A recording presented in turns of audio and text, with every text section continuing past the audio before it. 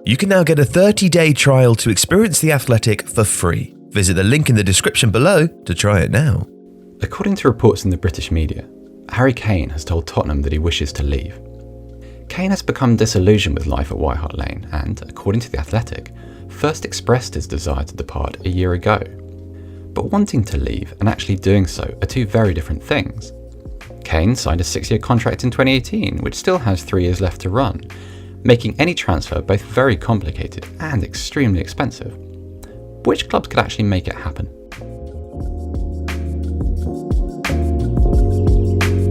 At best estimate, Tottenham would need an offer of at least £120 million to consider a sale, and that precludes a few clubs straight away. Bayern Munich are out.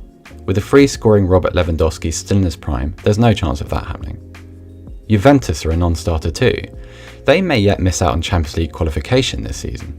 But even if they don't, the effects of the pandemic make large incoming deals in Turin highly unlikely this summer.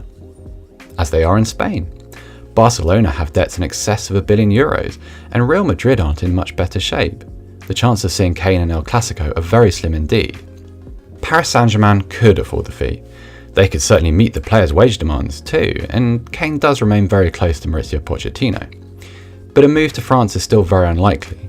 Kane has a young family and is believed to want to stay in England and in the Premier League. That leaves 3 potential suitors: Manchester United, Manchester City and Chelsea. According to Sky Sports, all 3 of those clubs have already contacted Kane's representatives to express their interest. And among them, the most controversial option is clearly Chelsea.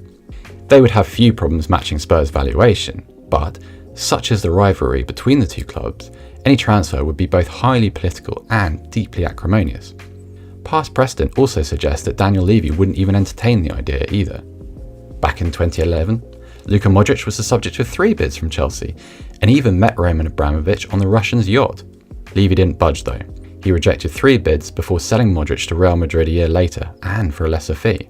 It leaves the 2 Manchester clubs as the only real contenders. Both could afford Tottenham's likely valuation, and any deal would be far less controversial, but whether it makes sense is another issue. Kane will turn 28 in July, and his injury record is less than perfect. Since 2016, he has suffered 6 separate ankle injuries, in addition to a hamstring rupture in January 2020. So, with younger, fitter alternatives on the market, United and City would be right to wonder whether there are better deals to be done. If there's one to be done here at all. With no contract pressure compelling him into a sale, Chairman Daniel Levy is unlikely to be forced into any compromise. He may have sold key players in the past, but to different degrees, those deals were all forced by the players involved. And for now, there's little suggestion that Kane would be willing to take similar action. So, while the ingredients are there for a summer-long saga, and one Tifo will continue to cover, there's unlikely to be a transfer at the end of it. If you like this video, please subscribe to Tifo to help us reach 1 million subscribers. The Athletic is where the Manchester United reporters revealed the truth behind the club's Jadon Sancho transfer fiasco, where the Tottenham reporters brought you news of Gareth Bale's return before anyone else, where the Chelsea reporters told us 3 days before his sacking that Frank Lampard was on the verge of losing his job. And you can try it now for free for 30 days. See the link in the description.